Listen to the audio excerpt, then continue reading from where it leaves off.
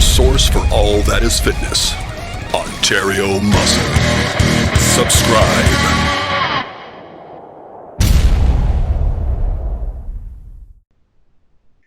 Hey everybody, Jeff here from Ontario Muscle again, bringing you another edition of the Ontario Muscle Radio podcast. And we're super excited tonight to have Ifbb Pro Robin Strand joining us. Welcome to the show, Robin. Well, thanks, Jeff. Thanks for having me, man. Awesome. We're absolutely super excited. I think you're the first Ifbb Pro that we've had on the show, so that's a pretty exciting milestone for us. Nice. Hopefully not the last. Well, I'm hopefully not the last, but you know what? One of the goals is to speak to the range of people that are in the sport in Ontario, from the pros to the guys stepping on stage for the first time.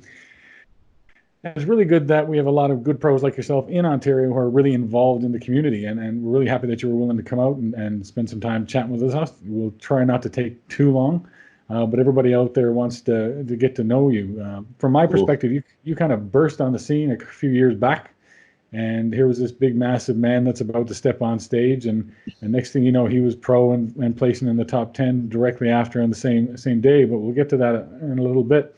Right.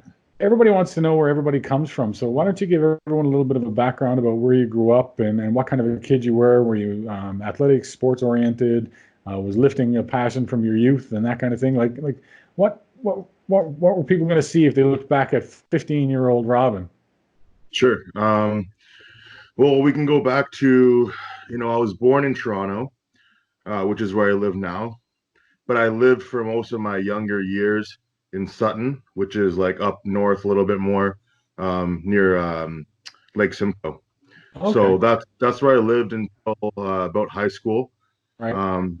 Actually grade 12. So I went through like elementary school and middle school and most of my high school, and then moved back to Toronto when I was in grade 12.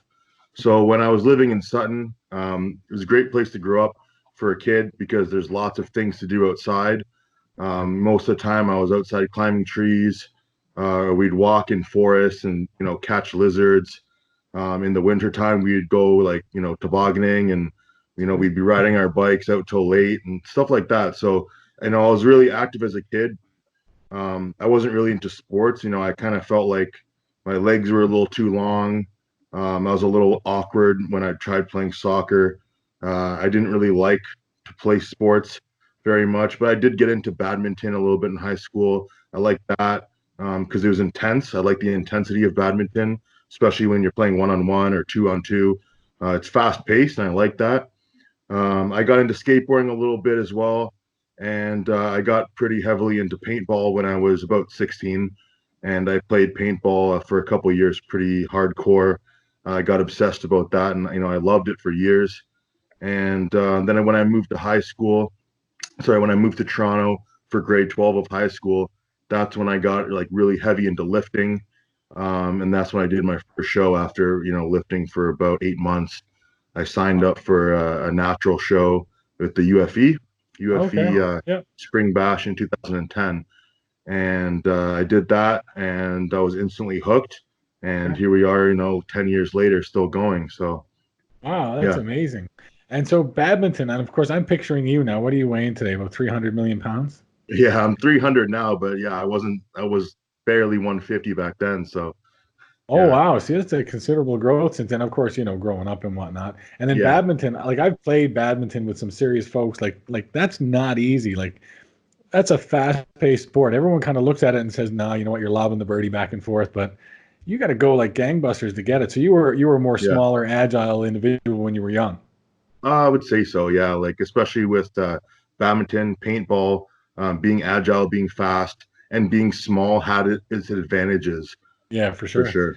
Like paintball is something that I've never done, and here's why. I was out with a friend of mine who had a paintball gun, and he put it over my quad and shot it. And I'm like, that hurts like mental. Yeah. I'm not doing that. So I'm the kind of guy that gets down in the trench and kind of does one of these things, and you stick your head up next, it's you're nailed. No way. That's how you start. You start with that fear. You have that fear of getting shot, and I don't blame you. Being shot point blank like that hurts really bad. Yeah. But it rarely happens in a game unless someone like literally runs right into you and shoots you in the face or whatever. It doesn't really happen in an actual game. Okay. But yeah, you start off. I remember the first time I played, you start off with a real sense of fear, but it goes away. You get into it, and once the adrenaline kicks in, you don't Right. have fear. Just your mind is somewhere else. It's just in the game, so it's cool. Yeah, And you took your paintball kind of to a higher level, isn't that right? I was pretty obsessed with it. I wanted to go all the way. I wanted to be a pro in paintball. Okay. Um, and it wasn't really realistic because at Sure. the time I was young and it was really expensive to continue to practice every weekend. Right. I was starting to go practice like farther and farther. Like we were starting to travel into the States. It was kind of like in order to get to the next level, you'd have to go practice in the state. So we Right. were like driving to like Buffalo every other weekend, and it was too Wow. much. Yeah. And around that same time is when I started to get into lifting, anyways. And I was like, hey, cool, like this is something that I'm good at, something that isn't going to cost me as much money. Right. I didn't know at the time that I was going to be obsessed with bodybuilding the way I am now. Well, Okay. I had no idea. Obviously, I was just getting into it. But Right. if I could, go back and change anything, I wouldn't. Wow. So when you play your love of paintball, is that for the love of winning the match and playing, or are you just like you want to shoot people? I like. I don't know. I like the whole thing. It's a cool culture. It's like another subculture, kind of like the fitness industry is. Right. Everybody kind of knows everybody.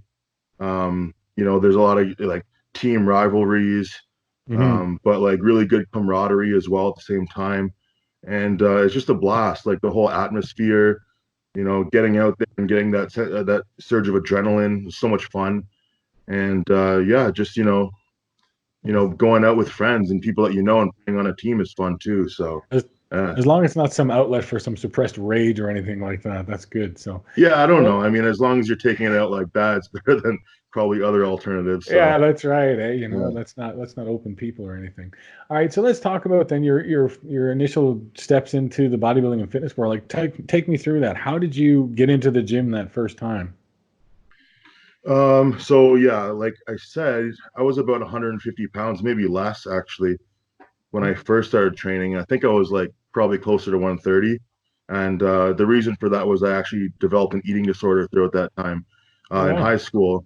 One of the reasons why I ended up moving in for grade 12 was that I ended up with a bunch of bullies at school, and they kind of gave me like shit throughout, my grade 10 and grade 11 year in high school. And I just kind of got sick of it. I was like, I didn't know what was wrong with me. Mhm. At the time, with a mature mind, the way that my mind happened to go was that I thought that I was, ugly or fat or something. Right. And as a result, I ended up basically getting into, a heavy sort of bulimia where I would, Wow. eat and then go and I would actually run for a couple hours every night to kind of get those calories out, purge Yeah. those calories. Yeah.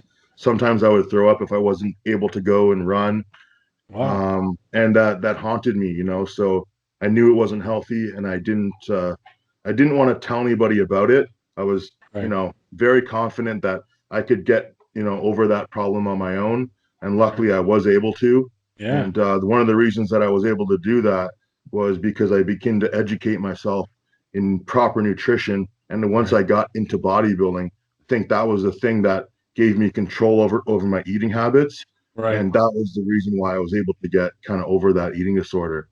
Okay. So you were able to, I mean, that's great that you were able to get through that on your own. That's something that a lot of people struggle with. And eating disorders, both inside Yeah. and outside of the bodybuilding world, are also existing inside of the bodybuilding world. It just translates in a different way.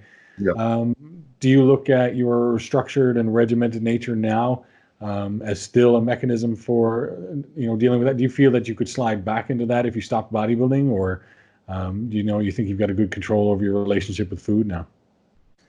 I think earlier in my bodybuilding career, when I was 17, 18, that's when I noticed myself being able to slip back into it. The Right. first time competing and going through a really strict diet. When I was able to actually eat again, and I would go out for dinner, that's when I started to get those urges, and it started to come back and haunt me. But the thing was, um, with bodybuilding, it was always something that I had control over. Right. So I was able to, and I'm sure people that aren't in the fitness industry look at this as an unhealthy way to cope with things like that. But you know what? If you're in control of your diet, if you're in control of your exercise routine, and it's not something that consumes your entire life, like I have a life outside of bodybuilding. Right. I'm okay if I go out and eat a cheat meal. I'm not gonna feel Right. guilty about that. But I am really strict on contest prep, and one of the reasons Of course. why I don't give myself cheat meals on contest prep is because I don't ever want to put myself in a situation where I could feel guilty for having a cheat meal or just unnecessary negative emotions about food. Right. But at this point in my life, I can say like pretty confidently that I would never slip back into that. Good. And for that reason, I can say that I've overcome it, but Oh, that's not. it's still something that you're going to be conscious of for the rest of your life, right? So Well, I mean, ultimately, it's not something that defines you, but it's something that has refined you. And hopefully, that's something that people in the community, if they struggle with the same thing, can kind of reach out to you as someone that has been through it and can help with it if anyone's got questions and whatnot. Because it is a tough thing, but a lot of people do use fitness and bodybuilding as a means of getting through some of these eating issues that they have, yep, because of exactly the same reason that you say. It's a regimented, structured eating pattern, and it has to be for success. So great, good on you that you could do that. yep. Um, you know, so let's talk about your cheat meals. I hear you can eat almost Five Guys burgers in one sitting. Yeah, I don't do that very often, but yeah, like a typical cheat meal is nothing like that extreme. Yeah, I don't really go out of my way to push my like stomach volume to a max like that. right, But that was just something that I did for fun, to see if I could do it. It was harder than I thought it would be, honestly. right. But honestly, if I was gonna have a typical cheat meal, I would, love to have sushi, love to have a burger. But I wouldn't overeat to the point where I was like uncomfortable. I would probably like stop a little bit before that. And that's probably still a fair amount of food for you. And but in the meantime, so there you go. You say you don't worry about going to have a cheat meal and whatnot, and you don't, but it's still a controlled cheat meal. You're not Yeah, going all out and whatnot. And I think that tends to be a problem with a lot of the folks today is that they go out and look at a cheat meal as, okay, I can go and eat whatever the hell I want for an hour or 2 hours, and you can kind of set yourself back a little bit. But we're jumping ahead of ourselves a little bit. I'd like to talk a little bit more about your competition history. Like you said you sure. competed 8 months after you stepped foot in the gym. Yeah, Now that's, yeah. I mean, That was like it was something that I wasn't expecting to do, but mhm, because I had friends who were already into competing at the time. right. Um, One of my buddies actually signed up for that UFE Spring Bash show Yeah, in yeah. 2010 and asked me if I wanted to do it. And I was like, yeah, of course. Like, I like challenges. And to me, this is a new challenge. I'd already been training for a little while and I was enjoying the way my physique was taking off. And I wanted to pursue the next challenge. What can I do? How can I push myself even harder?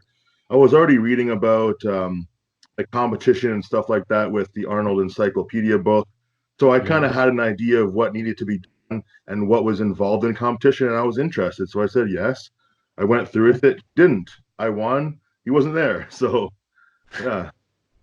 So you said you stepped in the gym, you were probably 145, 150 pounds. Yep. What did you do in that 8 months? How were you on stage, size wise? Okay. So thinking back, I started training. I was probably about 135 pounds, going through the bulimia issue. Right. But once I started training, I stopped, purging. I started really focusing on lifting weights. I didn't really do cardio, and I put on weight fairly quickly at that point. Because when I think, when you come from an eating disorder, being obsessed with food, it's pretty easy to be obsessed with like being strict with your food. Right. So the first stage for me getting over it was like basically just going right into that prep phase where it's meal one, meal two, meal three, meal four, meal five, meal six, calculated, weighed, everything is Right. perfect, no Right. cheat meals. And instantly I felt like a different person. And that sense of power that I had from finally going and saying, okay, I have control over my life again. I have it on paper and I can follow it. And that made me feel good. So when it came down to competition time, I was like ready to go. Okay. And so you say you put on weight fairly quickly. You don't happen to Yeah. remember what your stage weight was back then? I think it was about 170, Okay, that's still something like considerable. that. If you Yeah, think but that I'm pretty tall. I'm 5'11". So, looking back at pictures, I'm just a skinny guy on stage, but sure, I but if was, you, I was lean. So, well, that's still, I mean, if you were 140 pounds, you step foot in the gym, you stepped on the stage 30 odd pounds heavier. So, yeah. I mean, looking at you myself, somatotype wise, I would say you're classic kind of endo-meso. So you probably gain weight fast, Yeah. both muscular and maybe a little tendency towards body fat storage and things like that. Yeah. I think it's a little weird with me because I lose weight really easily. I gain weight fairly easily.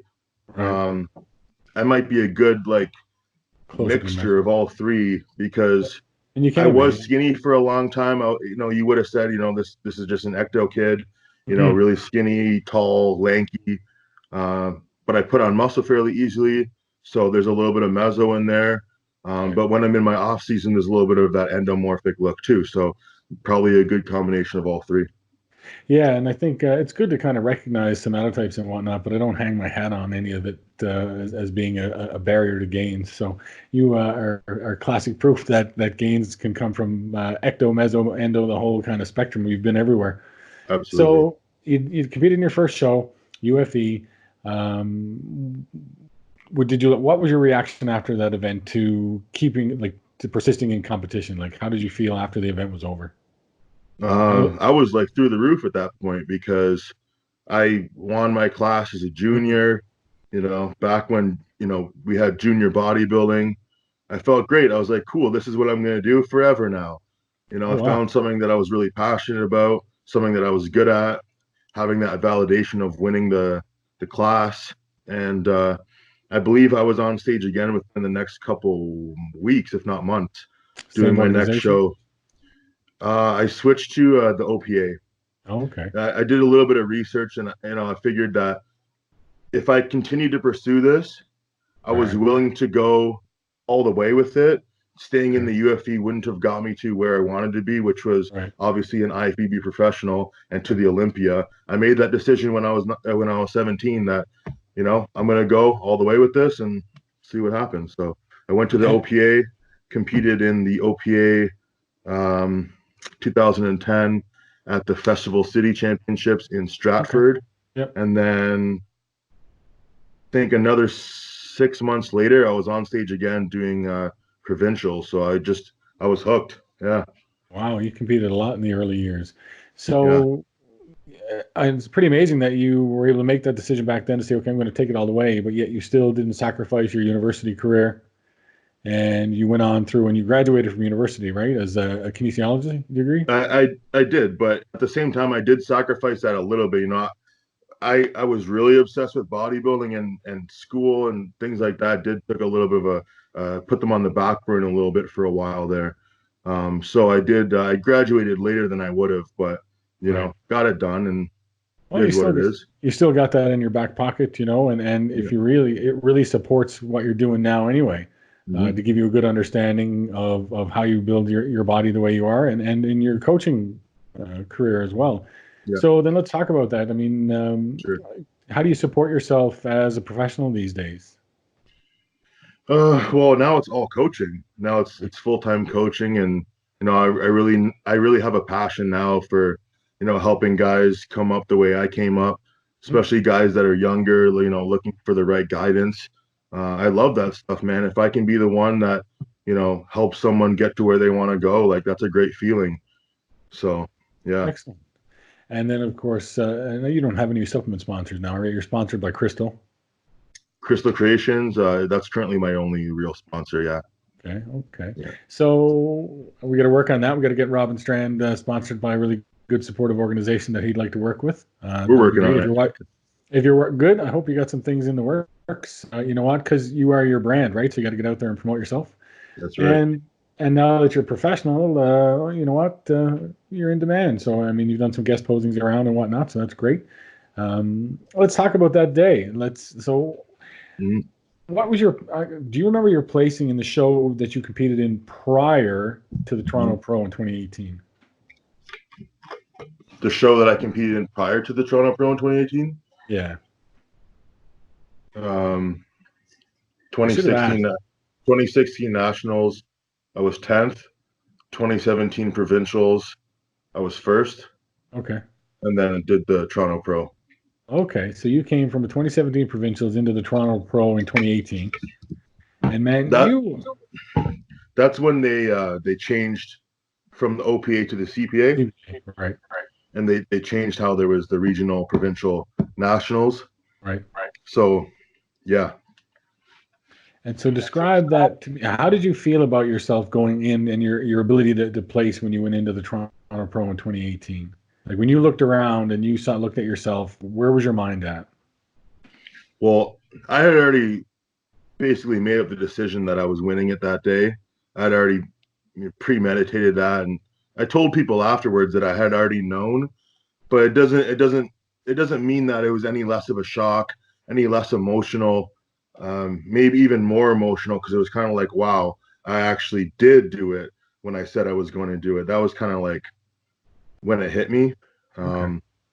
But I mean, that was definitely the highlight of my career so far.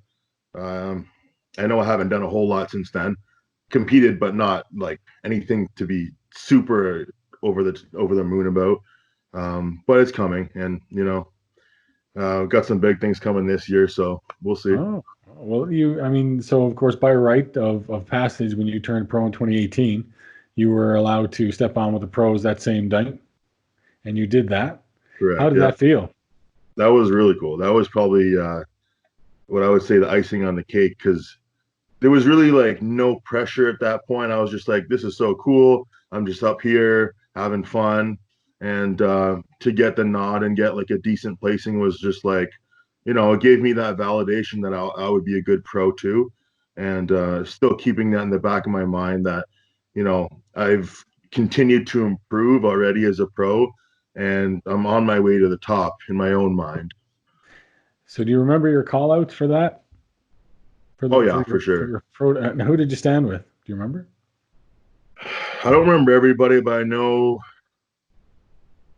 Let me think. I know Jeff Beckham was there. Yeah. I don't really remember much else because it was such a blur. I don't want to say the wrong people. That's okay. But I remember being up there and not really being able to feel my body. I was kind of just like in a dream at that point. But it must have sounded good when they heard your name, because you got pretty good call out. So it must have sounded good when they called your name and you kind of went, "Holy crap, that's me." I didn't hear my name actually. I was standing on the side. I was like in a daze. Just a long day. I'd already been on stage like twice. On the Friday, on the Saturday, back again on the Saturday. I was like, I'm dreaming. So when they called my name, I didn't hear it. They called it again. I was like, oh shit. They actually just changed that this year, didn't they? They're going to do Toronto Pros all going to be one day. They did, yeah. Yeah, and that's I think is a real good call for the athlete's sake. To try and manage that overnight is terrible. It's so then tough, you come out 8th place, top 10, first pro show. That's absolutely fantastic. You had to be stoked about that. Validates you, like you said, as a pro. Absolutely. And then you took some time off and competed again in 2019. Yep. And competed at the New York. You picked the New York Pro, so that would be your kind of pro debut, really, your first independent pro show. You picked the New York Pro, the Night of Champions, one of the biggest shows. You decide to step in, and super respectable finish in top 10. Appreciate that. Yeah. And how did you feel about gonna walk onto that stage? How was that for you as an experience? I was nervous. I was really nervous. For some reason, I think that I had hyped it up so much in my own mind. I wasn't quite confident yet as a pro. I knew I wasn't big enough yet. A lot of things were going through my mind, Night of Champions, this is either going to make me or break me sort of a thing. So it was kind of like bittersweet. I wanted to place top 6. I did the same thing with the Toronto Pro when I won my pro card, was that I was just telling myself that I was in the top 6. And I would do that like repeatedly. So I was working myself up for that, and not doing that disappointed me. But looking back at it, I was still happy with the 10th. I mean, in a show like they were good. They're good guys there, man. And it was my first time on that big stage, actually doing a full prep for it. I Right. made mistakes. It's all good. And so you prepped yourself for that show? You prep yourself in general, right? I do, but for the New York Pro, I work with Justin Compton. Oh, okay, okay. Justin, he's a great Yeah. guy. Yeah. So then I mean, if you look at your progress, you really improved in every show that you competed in. You eighth in your pro debut after the pro turn. Mhm. 10th in New York is absolutely nothing to sneeze at. But then you go back to the Toronto Pro after, and you improve by a place. Yeah, So, you know, you're kind of on the upward trajectory. What's on the horizon? When are we going to see Big Robin Strand step on stage again? I'll be going on stage at 3 shows this year. I'll Okay. start off with the Rock Show, the Okay. Yeah. Athleticon, Atlanta, Georgia, Yep. October 10th. Then I'll be doing the Hungary Pro October 18th, Okay. and then I'll do the California Pro as well. And so there's some decently together shows, aren't they? Yeah, those will all be within the same month. Yeah, that's So what kind of stress does that put on your body to do 3 shows in 1 month? I don't know. I've never done it before. I'm sure there's some people that can tip you on that. I know Reagan has done a few back to backs, but I mean, essentially, you're looking to peak 3 times in 1 month. Um, I mean, the thing about peaking is I don't know if you could really call it peaking if you're Okay, doing it 3 times. I think one show will be a peak, and the right. other shows will be as close as I can get. I think Yeah, realistically, it's possible to peak perfectly once a year, but to do that repetitively, I think yeah, you kind of have to take it with a grain of salt. Is that peak is not going to be perfect, but you can use one or two of the shows to fine tune it. right. And when it comes down to using like diuretics and stuff, that's when you want to play it safe on at least 2 out of 3 of those shows. Okay. Yeah, no, absolutely. So I'm looking forward to seeing all that. I think you're going to vlog your whole way through it. Definitely. Absolutely. So let's Yeah. touch on that a little bit. I've really been enjoying your My 300 Pound Life vlogs. Nice. Uh, Thanks, man. I appreciate that. watch them all, man. And I'm like, every day I get to fasted cardio or a hit after whatever, after training. I'm like, there better be something for me to watch. And at least once a week or so, I can count down Robin having a video up. You And got it. the way you do it, man, I think is really good because it's really raw and it's really Yeah. real. Um, it's you and your wife doing it, and you're living the life. And I did notice though that you're probably a little bit too big for your house. I'm Yeah. watching you in your kitchen trying to mix up your pre-workouts and whatnot. I'm like, Robin's gonna tear that place apart. But it really gives us an inside look on, an up and coming pro and what it takes to do it. Everything from your pre-workout mixtures that you make, which really show a couple of things. Number one, you really put out for us the importance of the attention to detail, and you Hmm. talk about every single thing that you put in it. And number two, it's really economical to do it the way you're doing it, because you're going to go buy a little tub of not protein, pre-workout, and it's going to cost you $59.99. But Yeah. if you buy the components the way you do it, you get the same effect for better value for money. So, you know, you're really providing value in those, and I encourage you to just keep them up and keep going. And then the showing about your ECG and your CPAP machine. Let's talk about your ECG a little bit. You said you Sure. had your heart all tested out. Was that a concern or just something you did sort of precautionarily? Well, this is the first time that I've ever been this heavy. Hmm. Um, and in my mind, you know, it would be stupid not to go and get my heart checked, being Right. 300 pounds and having a potential increase in heart mass. Right. Anything else could go wrong. But I think that, for me to go and do that is just me taking care of my own body, to be aware if there's anything wrong, and just to be accountable for my own health, right? Like we all know that bodybuilding places a certain amount of stress on the body, and there's Yeah. a risk with being, a heavy body weight and all the things that go into bodybuilding. Right. Um, you know, it was a cool experience just to go ahead and do that. Right. I'm very fortunate to have a good outcome from it as well, and it's Absolutely. definitely something that I'll continue to do on a yearly basis. Yeah, and it's actually Dave Palumbo in his one of his podcasts talks about you guys, you bigger guys, should be doing it every year, Yep. just to see, because you know what, the reality is that pro bodybuilders do certain things to get to the size that they are, and it's got some effects. There's a risk to reward ratio there, and you kind of got to look and manage the risks appropriately. Right. The sad news, bodybuilders are passing away left and right these days. I mean, we don't know what the effect was or the cause was, but Scott Millen passed away the other day. That's right. Big London icon bodybuilder, and you can go back every week for the last probably 3 or 4 weeks and find another name of bodybuilders. So that's good on you, man, for being out there up front with it and looking after yourself. Even the CPAP machine, like, so many people probably need one of those, but don't even realize it. And they just figure, I don't get good sleep and I wake up feeling crappy every day. That must have been life altering for you to get that. Yeah, I mean, like, the thing is, like, I think a lot of people don't like the idea of a CPAP. Mm-hmm. It's something that you have to use basically for the rest of your life, Right. or at least if you're going to be heavy, as long as you're heavy, you're going to have to use it. Right.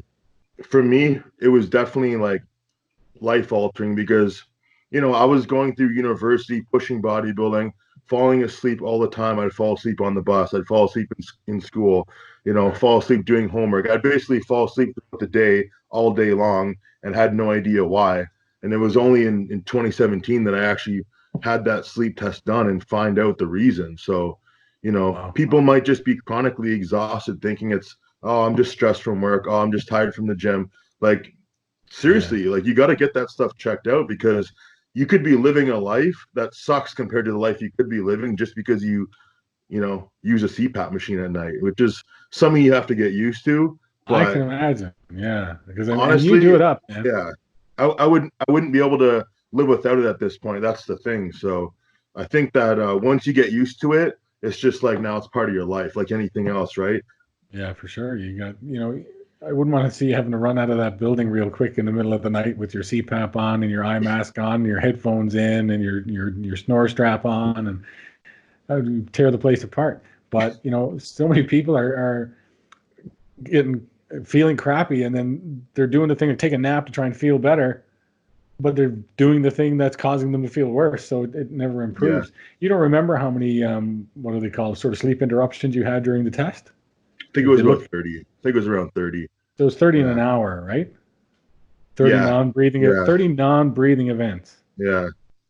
Like, Well, I knew it was bad because they called me the next day when they told me originally that they would get the results to me within a couple weeks. So they called me up. They're like, okay, we want you to come in and we're going to give you this, this CPAP. And I was like, sure, I'll be right there. Right. do you have the self-adjusting kind, or do you have to adjust it or have it adjusted? Mine's basically just a full face mask. Okay. You don't really have to do a whole lot of adjusting. You can adjust the straps to the tightness level that you desire. And then the actual machine has an adjustment of how much pressure you can actually put through. And I think that's a useful thing to note as well, is if you do have a CPAP, if you're using a CPAP, you have to find the right level of pressure that actually gives you the best quality sleep. And do they do that for you, or do you have to figure that out on your own? I had to figure that out on my own, but I was using an Aura ring for a while.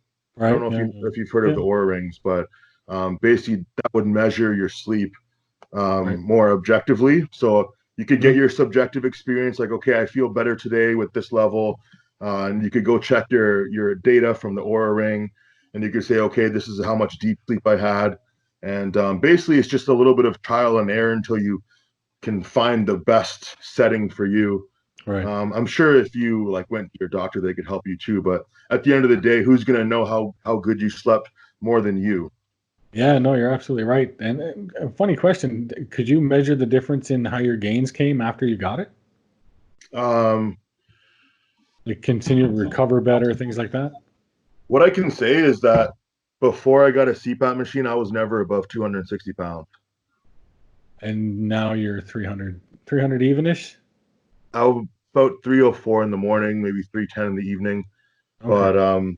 But I think it's pretty safe to say that if I tried to get to this weight where I was before, not using a CPAP or not even knowing about any of these things, I would probably be at a really bad risk for health.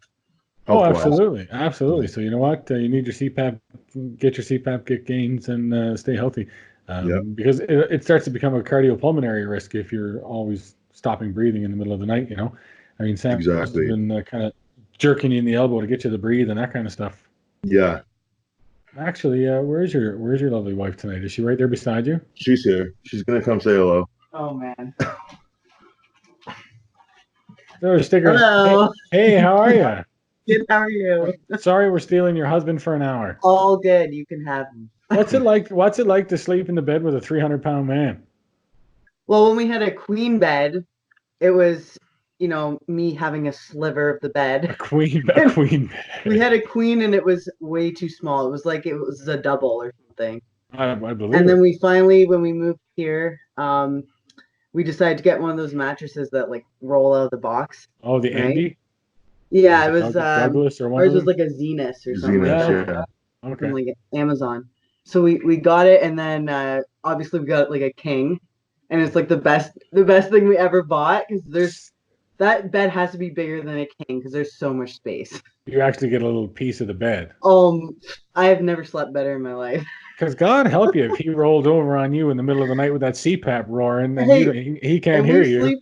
We sleep with 3 little chihuahuas in the bed too, and they never get crushed. So I don't What's it with really big men and really little dogs? because you look bigger. Maybe that's what it is. It's That's what it is. perceived size. And the funny thing about the CPAP too is that at least what from Sam says, it's like, it's quiet enough, but it's got a little bit of that white noise that I don't know. Right. Yeah, I sleep. It's not loud. So if guys are like, "Oh, I don't want to get it because, maybe it's not, attractive, or she won't want to sleep in the bed with," like, I don't even notice it. I'd rather that than the snoring.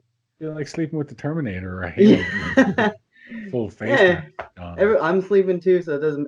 It beats the snoring any day. So. You get used to it, right? Yeah. So while I got you here now, let me ask you a couple of questions. I hadn't planned on this, but a couple popped to mind, and it's all about you, Robin. Don't worry, we're coming back to it. So what's it like living with Robin when he's on prep? Well, usually I'm on prep too. So. Holy crap! What's it like living with both of you? We work better when we prep together. Yeah, we do better when we're both on prep. Way better. Yeah. You're not the salty preppers. No, like it'll just be more quiet. Like we'll do our own things, but it's like, okay, we go do our fasted together. Right. We eat our fierce meal. We go train. We were training together. Now he has another training partner that he trains with. I think you just rolled your eyes. I saw that. She just rolled her eyes at you. She doesn't like me training with someone else. Oh no, I didn't say it. No, I don't mind. I was trying to get you in trouble. Fight, puppet, fight. Sorry. No problem. So you do everything together, and so do you look at his meal and you look at your meal and go, I wish I had more food, that kind of stuff? She definitely yes. does. Yeah, she definitely does. Women, unfortunately, diet on lower calories. I know. I feel for the girls I see training, and they're 4 ounces of chicken and they're 125 grams of rice. I'm like, I would die. That's it. Like, and even as, I do physique, like to get to that level that you have to get to, because you're like see-through on stage, right? With those lights on you. Yeah. Like people think, oh, you probably diet like super high calories. I'm like, no, I wish. Like I still have to push it like super low, like so. And Robin, do you coach her or do you have your own coach? We kind of help each other. Yeah, I wouldn't do my own diet. Yeah. Always. Okay. And he'll just kind of usually look at me when I get to like 4 weeks out, because then that's when you start going crazy. Sure. Yeah, you lose your objectivity. And I'll talk to him and be like, okay, do you think I should increase cardio? And then he'll say yeah or no, and then. Or if you're ticked off, you give her a low carb day. Yeah. No, high carb. No, don't do that, because happy wife, happy life, right? Oh, do I know it? Absolutely. 15 years of marriage, and if you learn that early, you're going to live a long time. That's good. I think that's what makes it possible to essentially coach ourselves, is because we have each other as like that objective eye, and that it does actually get harder when you're both on prep, but because we're looking at each other and not at ourselves, it's a little bit easier to say like, this is what you should do, rather than when you're looking at yourself, there's just no way. Like we just say like, okay, shut off the husband wife mode and go like full coach mode, like complete honesty, and then it always works, because then like, so say we're doing update pictures or whatever that we just do for ourselves, right? We'll have like an objective moment to look at those, be full coach mode, and then, go back to whatever lovey-doveyness or whatever, right? So it's the honesty that works, right? We're not scared to like hurt each other's feelings if we have to. Yeah. So, and it's good that you're both in the same business of bodybuilding in that, because my wife, God bless her, is very, very supportive, and she'll always tell me I look fantastic, and sometimes that's just not true, or maybe because how do you perceive yourselves? Like Robin, for instance, you are by far must be the largest man in your gym, but do you ever look at yourself and struggle with what your eye sees, and then have Sam kind of be more objective towards the reality? Yeah, for sure. I mean, he thinks he's small. When I'm 300 pounds, I think I'm small. When I'm 2 weeks out from a contest, I think I'm fat. It's like, those are things that I think that when you're like, really into bodybuilding like that, it's very hard to look at yourself and say, I look great, because you're always looking at what you want to improve. You have to look at flaws in order to be, realistic with yourself about what you need to, work on and what you need to do, make that plan to improve those things. And, without someone like Sam to, kind of bring me down to earth when it's like, I'm looking at myself being way too negative, or, I'm just saying that I'm small when I'm 300 pounds and stuff like that. It's like, that seriously is like one of like the best things you can actually have, like to have that person there for you. And that's what a coach does for a lot of people. That's what we do with our clients, right? Because, maybe they don't have that partner to give them that objective eye. Maybe they're not experienced enough to do it themselves yet. So, that's what we do. And it's just very fortunate that we can help each other in the same way. So let's talk about that again. Coaching. So you guys coach as a team? Right. We do. Yeah. How do you work that? Do you both focus on an athlete, or do you split up, sort of the guys and the girls, or the categories, or how do you work that? Strand strong, there you go. I think it depends on the athlete, because some athletes we do together. We always talk to each other about athletes if we're not sure about something, and just to get a second opinion sometimes. But for the most part, Sam's athletes are her athletes, and my athletes are my athletes, and they basically just decide. The ones that work with me, they decide I want to work with Robin, and the ones that work with her decide I want to work with Sam. So it's like, they get us both if they need it, but we have our respective clients that we deal with. And do you focus on sort of medium to long-term client relationships, or do you take the one-time deals, or what's your focus? Mostly long-term, but he has a couple guys that just do like the odd training plan once in a while. Yeah. Right. So it's basically whatever that person needs. If we can offer it to them, we will at the best quality, as much as we can give them, we'll give them, and because we want to see them do their best. Like, there's nothing better than seeing your client do so well on stage and be so happy. Like, that feeling is like, yeah, there's one thing about you doing well on stage, but when you see like someone that you helped them get there, it's like so rewarding. Yeah, definitely makes the job like worthwhile for sure. Have you ever coached someone who is in the same show or competing on the same day as you guys? I have. Yeah, I have. And we have before too. Last year we had some clients that did the Toronto as well. We had a bunch of people doing the Toronto, so that was cool. And the only thing that sucks about that is like when you're competing on the same day, it's very hard to focus on someone else. Yeah, for sure. But like that's something that we discuss with our clients ahead of time, that they're aware of. Like, we're going to be focusing on us, and we're also going to try to help as much as we can, but just be aware that this isn't a day that we can give you 100% focus, because if it's a day that they're competing and we're not, we're always there. We're always 100% focused on them. But that's definitely a challenge, that if you're competing on the same day as someone else, it makes it really hard. That's why we're always up front, like, hey, these are the days I'm competing.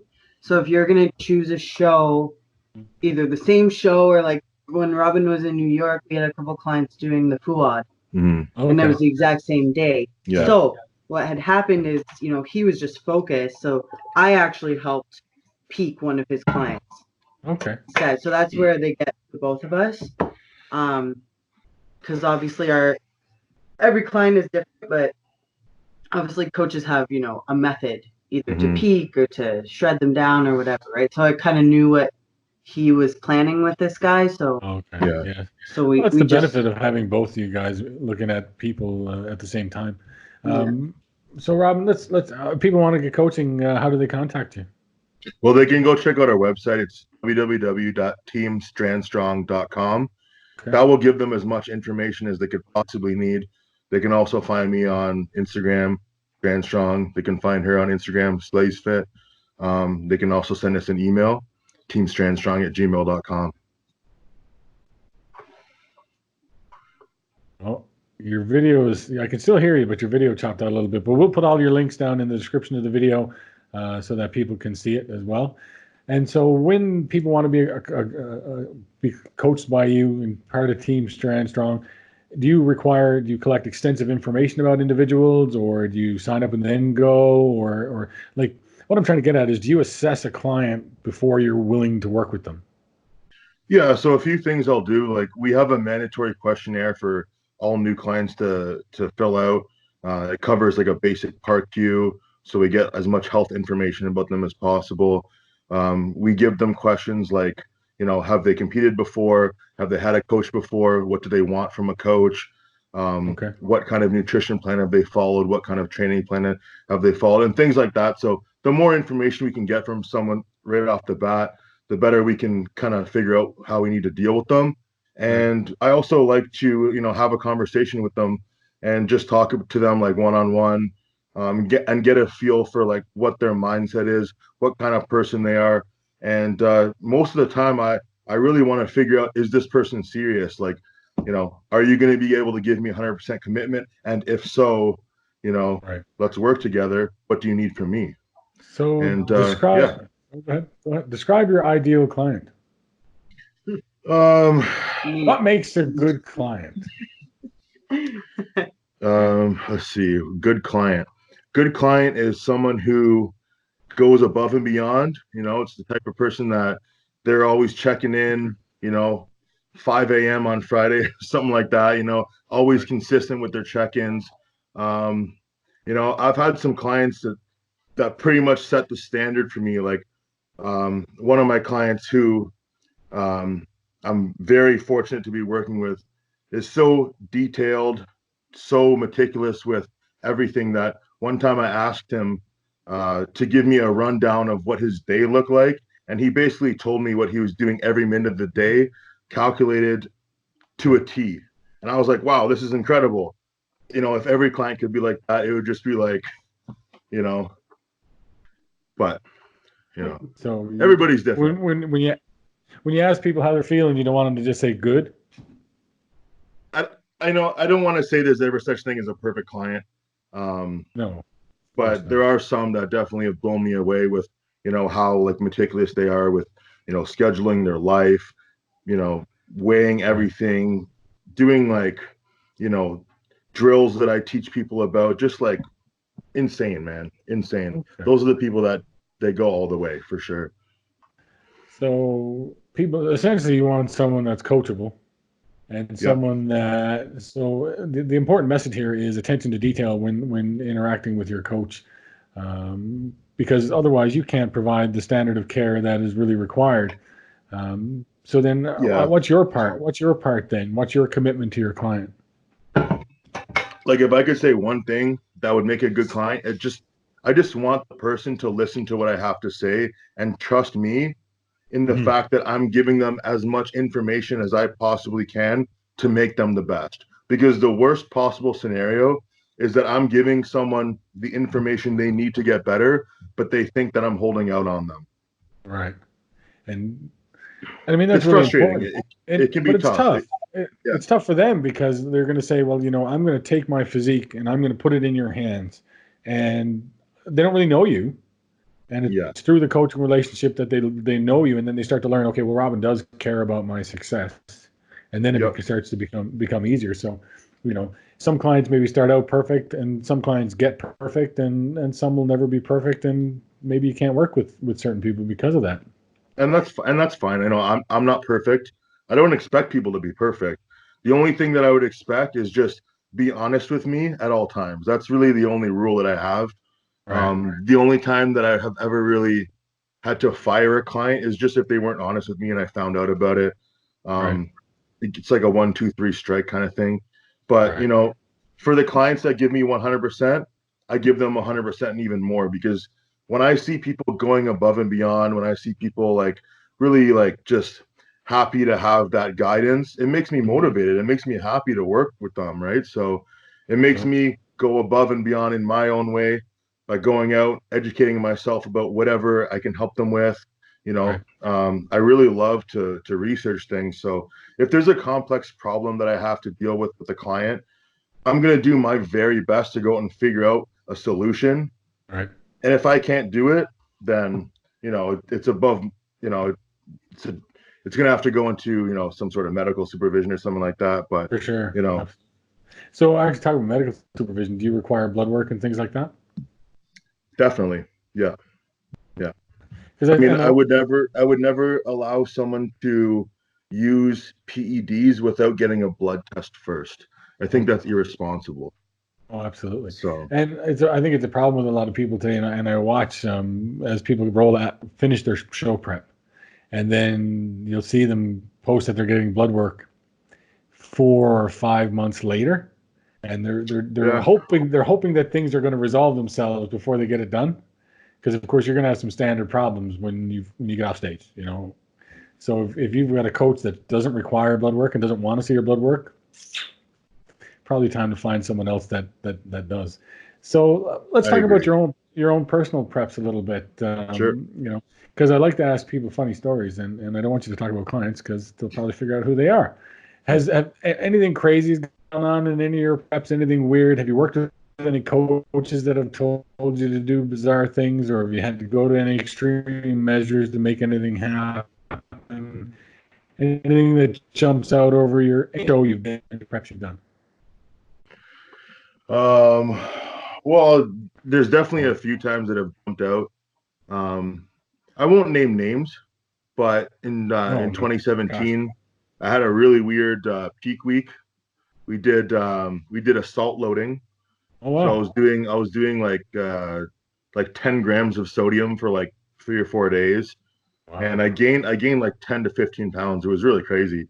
And then we ended up doing a Lasix and potassium chloride to lose the water. Right. And I think that was way too drastic. It was unnecessary, but oddly enough, I ended up looking good and winning. So, I mean, Well, it's not something I would ever recommend or replicate, but mm, it's definitely an interesting story, and just happy it kind of worked out because it was really random how it yeah, you got to came be together. careful with Lasix. And I mean, I'm not a big, I don't know, have a ton of knowledge about diuretics, but Lasix is one of the strongest of the strong out there, and it's non-potassium sparing, isn't it? Non-potassium sparing, so that's the reason for using the potassium chloride. Potassium But chloride, so you don't potassium cramp up. chloride is also pretty dangerous to use as well. Wow. Well, I mean, good on you to be willing to talk about that sort of thing. I don't really push people into talking about, the enhancement side of things and whatnot, because it's not really that important to everybody out there. No one's going to do what Robin Strand does. So it really doesn't matter that much. But people know what goes on, and at least you're kind of open and honest about how things go. Um, as a matter of fact, um, do you when young kids come out today, and I see a lot of young people starting the gym, starting the drugs the next day. Do you have a line that you deal with clients who are kind of wanting to go down that enhanced route really early?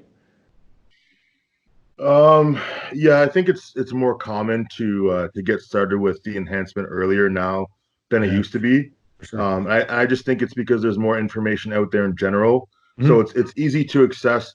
It's easily accessible information, and it's Hmm. easily accessible drugs essentially. For sure. So For sure. it's easy to get started if you want to. Yeah. And my recommendation is always to at least compete once first Right. naturally to see if you like it, to see if you can get yourself in shape, and then to actually have that time to see if this is something that you want to pursue and go all the way with. Because if you don't want to go all the way with it, I would just advise not using PEDs at all.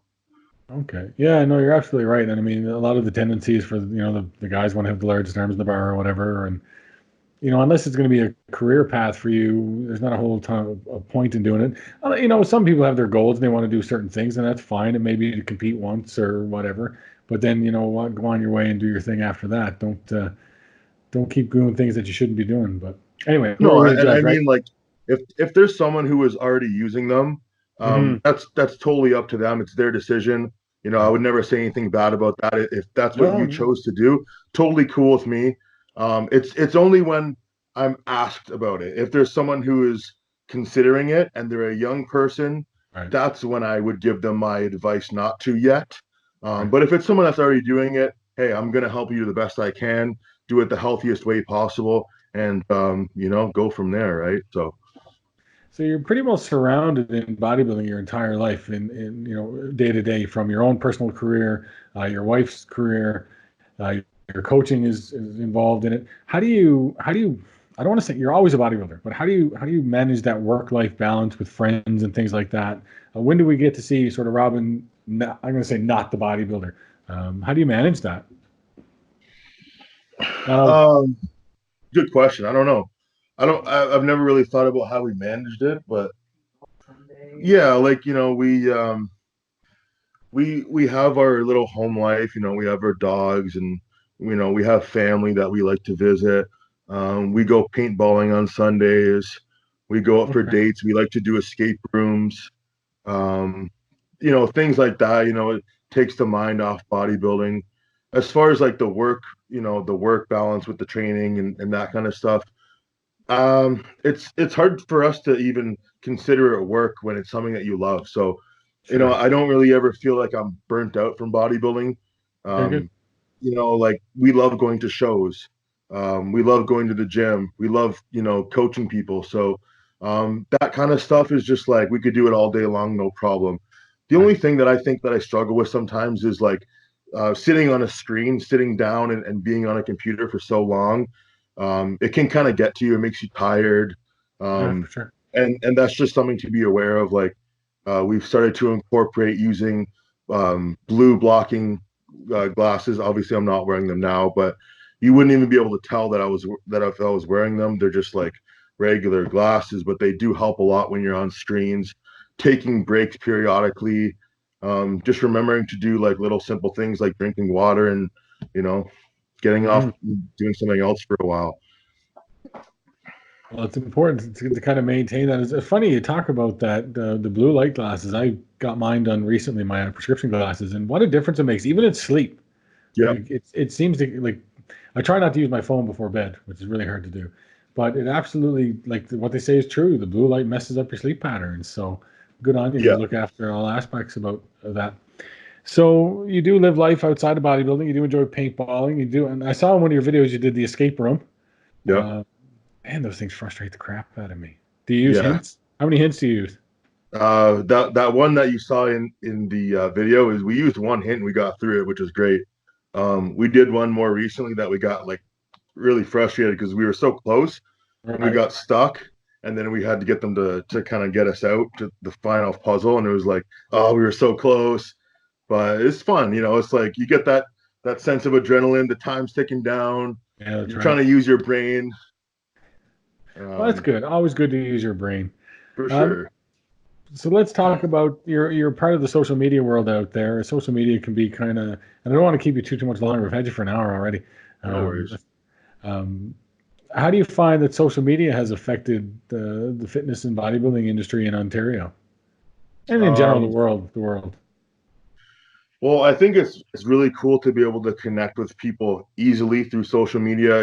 It's cool to network and stay up to date with what everyone else is doing. Right. There's pros, there's cons. Pro number one is it's very easy to promote your own business without having to pay anything now. Um, Absolutely. Con is that you're competing with a lot more people who are doing the exact same thing. Right. But hey, I mean, You know what? Social media has really improved the sport by bringing more people to the sport. And I think for that, we should definitely be like, pretty positive about its benefits and Yeah, just be aware that there are negatives. It can be addicting. It can sure. give people kind of like that, self-conscious looking through, the lens of, someone else's perfect life versus your realistic life. But Uh, as long as you're aware of those things, I think that it's a great tool to use to promote yourself, stay in touch with other people. And, if you got a good pump, sometimes you just got to post a selfie and let everyone know that it was a good day. That's right. You know, a selfie or else it didn't happen. And it's That's funny, right. because I fall prey to it all the time. You can look at someone's photo one day who's in better shape than you, and think that's as motivating as anything to get you going, to keep going. The very next day, that same photo can demotivate you Yep. because you're not there, right? Yep. But I mean, well, public service announcement for those that don't know: Instagram is a highlight reel. Nobody has a perfect life, so hey, Yeah. get out there and post your stuff. And you're absolutely right. The advertising. I mean, even look at this little venue that we're doing right here now. You come on the podcast, and people from Ontario and all around are going to watch it, and hopefully we'll get thousands of views. And we're growing, but it costs nothing, and it puts you out there. It gives me content, so it's a great mutual relationship that social media has brought about. The negatives are there. You know what? People want to buy your underwear, I'm sure, and all kinds of weird freak stuff like that. But you take the good with the bad and you roll with it, right? You got So it. it is what it is. It has increased the breadth of bodybuilding across the world. Specifically, let's talk about Ontario. Yeah. And I don't want to say that it would bring bodybuilding mainstream, but it's brought it closer to mainstream. Do you feel that kind of ruins the subculture nature of it? No, I don't think so. I think if anything, it just makes it better. And so okay, so you observe the Ontario talent pool. How do you feel looking at what you see? Um, Honestly, I haven't been paying too much attention. Like, I don't want to talk about stuff that I don't know. So as Mm, far as like what I do on social media is I try to keep up with posting my own stuff. right. I try to stay engaged with like my own clients and stuff. I try to answer messages, but at the same time, like I also try to stay away from looking at competition, Sure. and I find that that's probably one of the best pieces of advice that I can give to anyone else who's competing is to not look at your competition.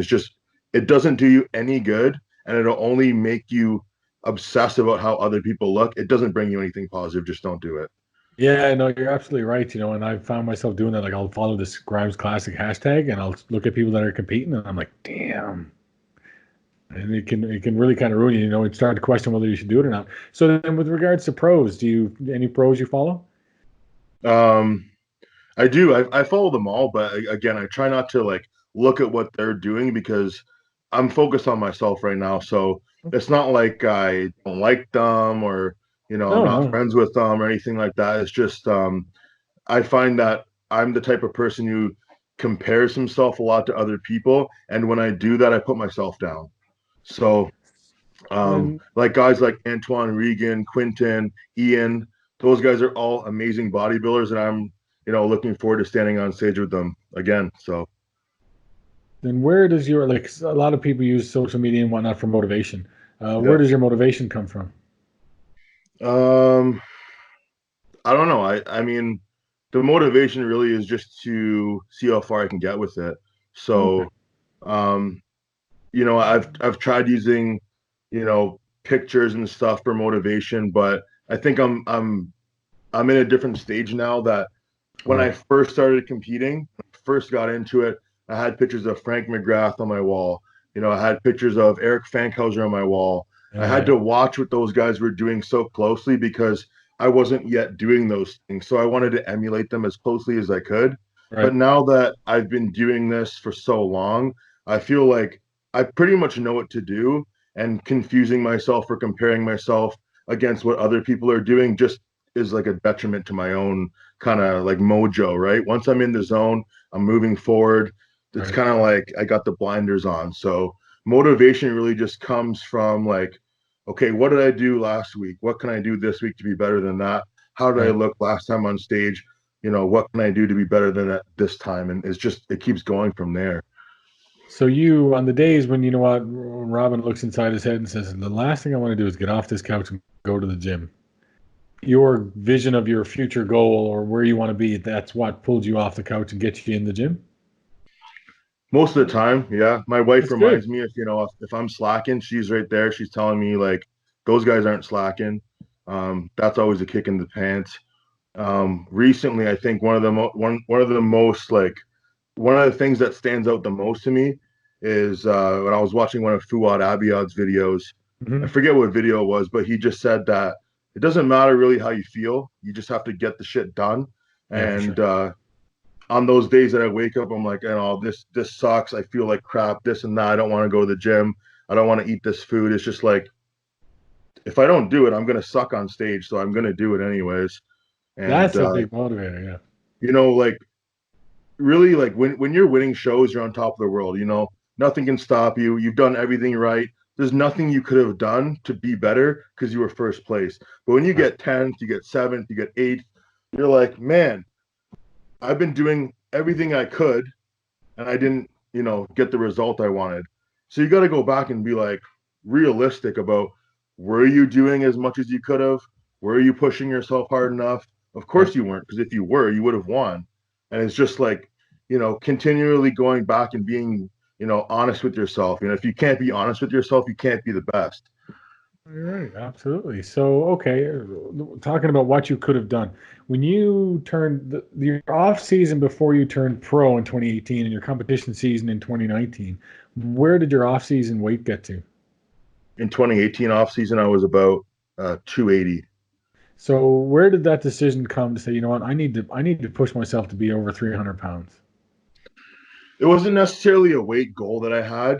No, that's a lie. I've always wanted to be 300. It's just a number that I wanted to be, but that wasn't the primary the goal, the primary reason of my motivation for this off Okay. season. It was the fact that I had reached out to the judges after the Toronto and the New York Pro, and the only Right. thing they said to me was you have to come back bigger. And I was like, I have to come back bigger. So that was the only thing I worried about at that point was like if I'm going back on stage, I'm gonna be a lot bigger.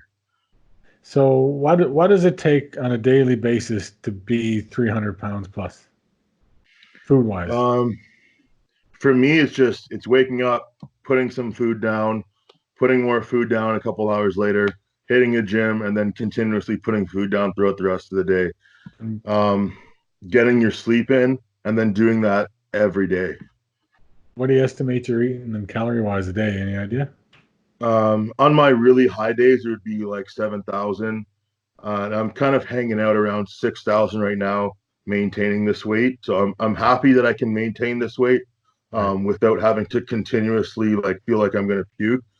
Um, but I use like I'm using carb powders and things like that to help Okay. get those calories in.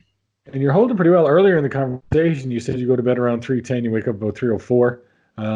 For someone your size to only drop 6 pounds overnight, that's pretty good. I think it was Jay Cutler had said that, you know what, when you wake up at the same weight that you go to bed at, then you're in a good holding pattern for weight. And I think that's really difficult to get to. But yeah, you're not dropping too much overnight.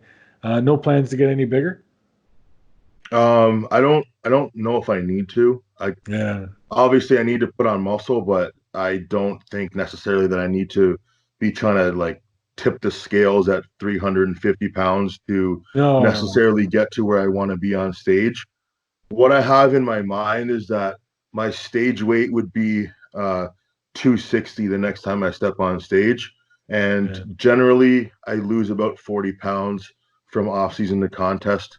And from where I am now, that would be 260 on stage. But at the same time, I want to continuously build my body at this weight, Mhm. basically lose the fluff and put on muscle while being Right. around the same weight.